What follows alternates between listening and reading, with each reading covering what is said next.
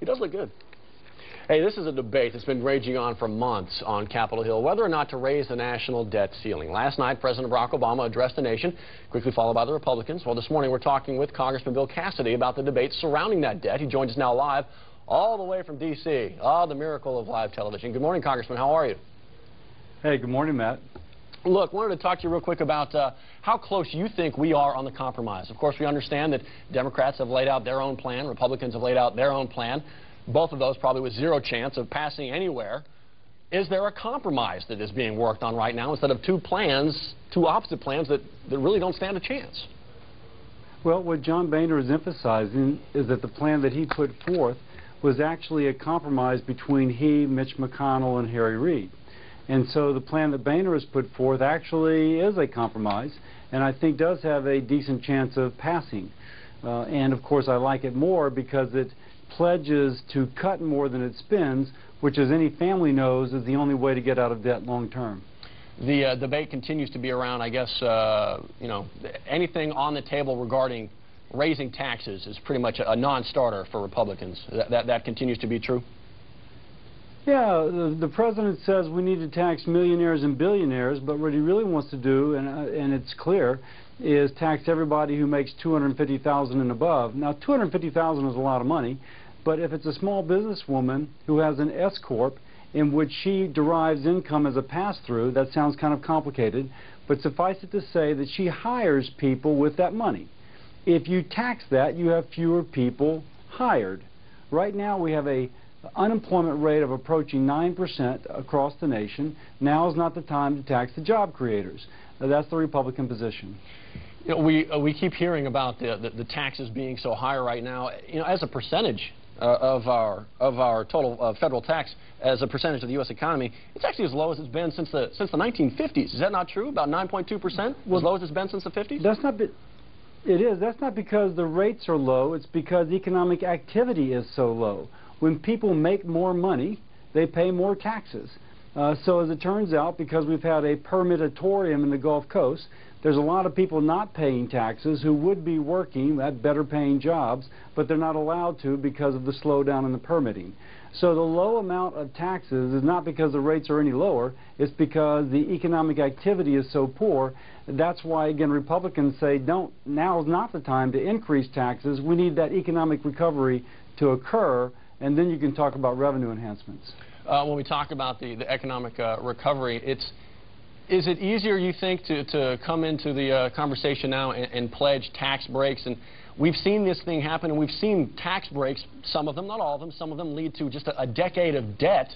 And we've had a lot of Bush tax cuts from 01 and 03, and we are where we are now. Do you believe any of that has a handle on where we are now? Clearly, what happened in the last decade influences what happened now.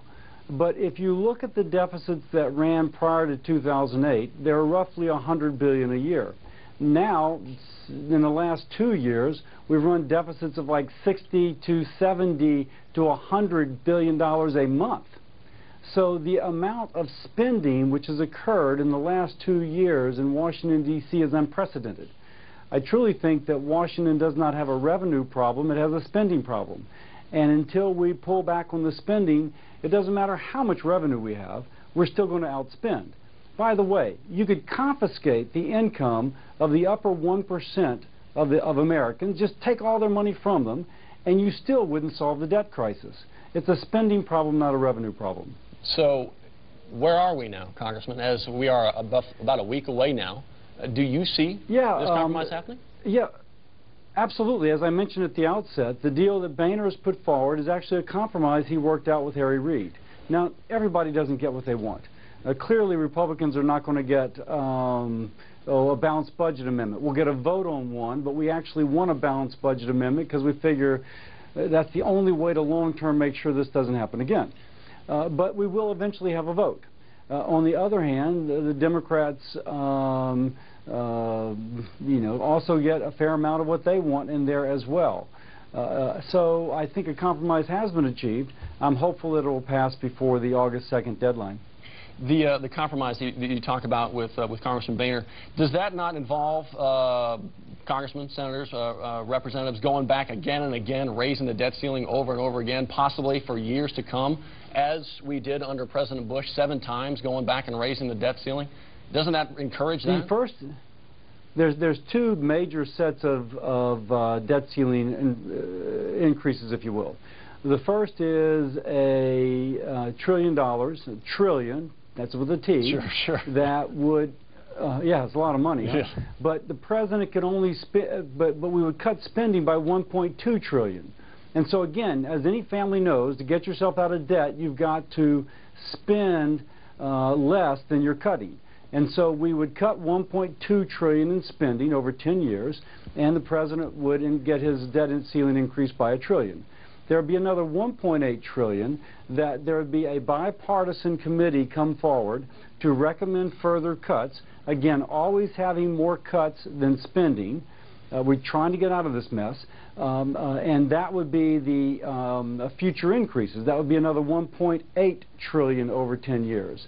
Now, if you want to say, listen, write the president a blank check and never make him ask for permission again to spend more money, Republicans are going to say no to that. Sure. Because, frankly, we have a spending problem. On the other hand, Republicans will work to first cut spending, and then as we cut spending, allow the debt ceiling to increase a little bit less than that. And I think that's a responsible way to go. Still a lot of back and forth. We know it's coming. Hopefully it gets done before the deadline. Wanted to quickly ask you, you think at some point we bring in a couple of offensive linemen and a place kicker to figure this thing out? I think Les Miles would run a reverse to his tight end and do a touchdown, but Les is not running the show here. No, but who knows? Maybe Roger Goodell could have a hand at it. We'll see. Congressman, thank you so much for your time. Appreciate it. Hope you guys get it figured out. Thank you, Matt. All righty. There you go, Congressman.